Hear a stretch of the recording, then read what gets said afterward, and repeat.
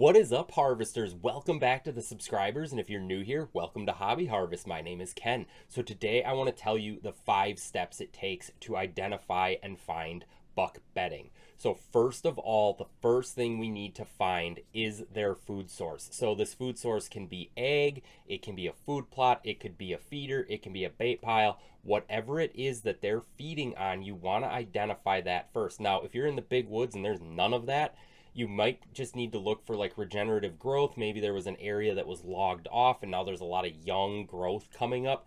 That's going to be a food source for them as well, wherever that nice young tender growth is in the woods. Now, yes, it can be something like acorns as well, but I really don't like basing this off of acorns because how many acorns you get year to year and then where they are, and if the turkeys came and ate them all up or whatever, it's just very unpredictable movement.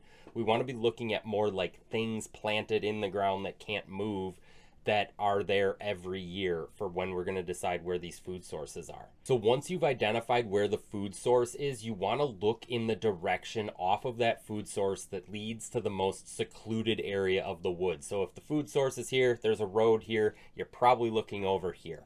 And so when you're looking there, you want to go up maybe only 50 yards, 100 yards, depending on how thick the cover is leading off of this food source. And you're going to start to find beds right away. And you get really excited, but guess what? Those are doe and fawn beds. Those are not buck beds. And the way you'll know that these are fawn and doe beds is that there will be small pellets and there will be big pellets in them. The other way you'll be able to tell is there will be small beds and there will be big beds in them. And the other thing that will always cue you off if these are doe beds, even once those fawns are grown, is that these beds are going to be very close together. Bucks do not bed within, say, 50 yards of each other, even when they are in those bachelor groups. So if these beds are like dang near touching each other, that's a dead giveaway that these are doe and fawn beds.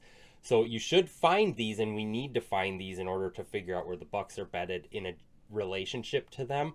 So once you find these, hopefully 50 some yards away from that food source, you now want to head in the exact opposite direction of the doe bedding and the food source. So you are heading even deeper into that thick, secluded area of the woods. Now, if we're in like the big open hardwoods, you might have to go that way a half mile, a mile before you get to those buck beds. Again, depending on how thick the cover is in there. That's why I talk about, like on my northwestern Wisconsin property, of creating buck bedding. That's because that first layer of bed is going to have your does, and you need to start bringing those layers of cover closer to your food sources, or that buck just is not going to have a chance to get to your food source before it gets dark out, and you're just not going to have a shot at him on an afternoon sit. So you want to get him bedded closer to you, but just naturally, this is typically going to be as much as a half mile or a mile away from those doe beds, getting in through all of that open cover until you find a pocket where he was able to bed down. Now, if you're in like mixed like egg and thick cover, like creek bottoms and swamps and stuff, sort of like my southeastern Wisconsin food plot area, that is where you're going to have these bucks maybe only 100, 200 yards away from these doe bedding areas and these food sources. So you won't have to go as far to find them, but they will still be towards that most like secluded area of the woods away from these food sources and these doe bedding areas. So once you head off in that direction, what you're looking for now is, of course, thicker cover. That's where they're going to be bedded, but you're looking for a batch of rubs. There will be a bunch of rubs.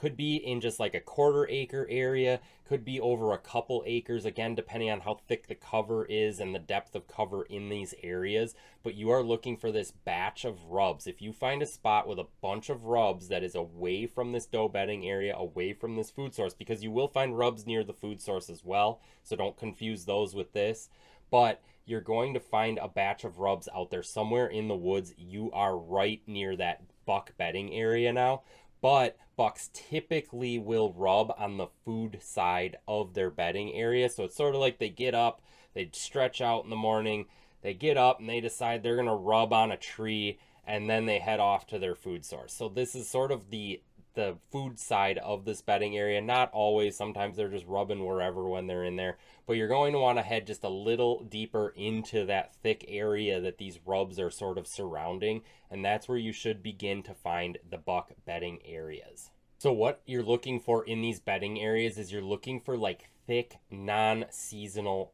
browse or a food source. So you're not looking for something like acorns that would fall, maybe not fall some years, and get browsed up and be gone. You're looking for thick shrubs, just thick grasses.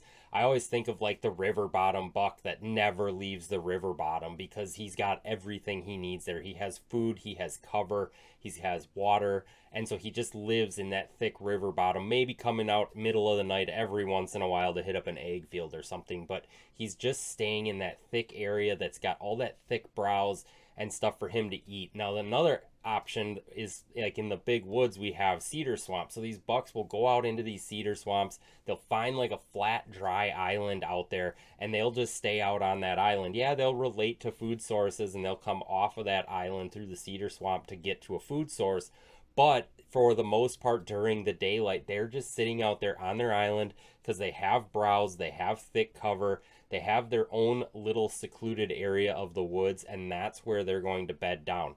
Now, bucks do run in bachelor groups, so this isn't always going to be just a single buck, but bucks do spread out when they bed down together. So they might be like 50 yards away from each other. This is why you might find like a bigger patch of this sort of thick, nice buck cover, and you'll find a couple beds in there, but they're not going to be right next to each other. Like I said earlier, if they're like dang near touching each other, that's a dead giveaway that those are doe beds.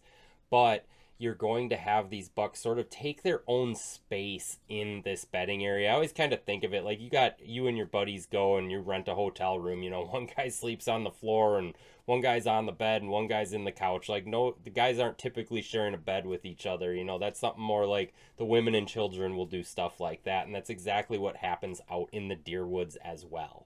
But all in all, you're just looking for something that has that thick cover, has that browse, and has those sight lines cut down on it. These bucks are not sitting in an area where they can just kind of oversee the entire woods, because then they know the entire woods can oversee them into that area.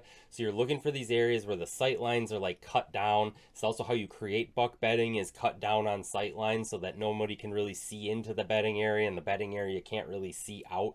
They like to stay hidden, almost like a pheasant likes to stay hidden in like thick grass. These are prey animals. They behave the same way. They want to be hidden, not necessarily be able to see all around them. They use their ears and their nose to tell if something is coming to get them. They're not necessarily looking to see something sneaking up on them. So you'll usually typically see that a deer, when it does beds down with the wind at its back, because it's smelling what's coming from behind it, but it's listening in front of it and looking, of course. But like I said, they're in a thick area, so they're not going to see too much. They just like to stay hidden.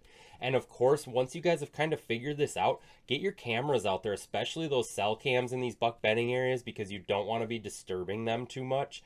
And if you guys are wondering which cameras I use, I'll link them down in the description. You can go check those out. Those, of course, have worked great for bringing you guys B-roll here on this channel. If you guys feel like you got some value out of this video, go ahead, hit that like button, hit that subscribe button if you haven't already. If you really liked this video, YouTube thinks you're going to like this one.